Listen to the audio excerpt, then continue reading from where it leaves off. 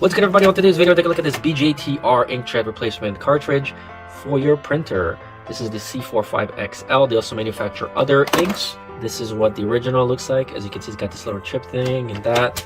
And this is what the replacement looks like. And let's see if it prints. We're printing a label basically right now in black and white. I just want to see if it does a good job without actually adjusting the realigning the print head. Pretty rich. I don't see any breakage. We're pretty happy overall. We are printing this package right now.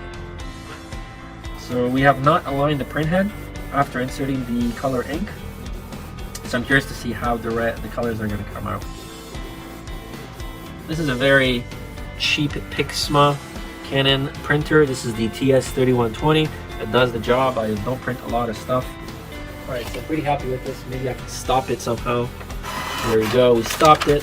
Very crappy paper and very nice and vivid. I mean, the print quality is pretty decent. Happy. Thanks for watching.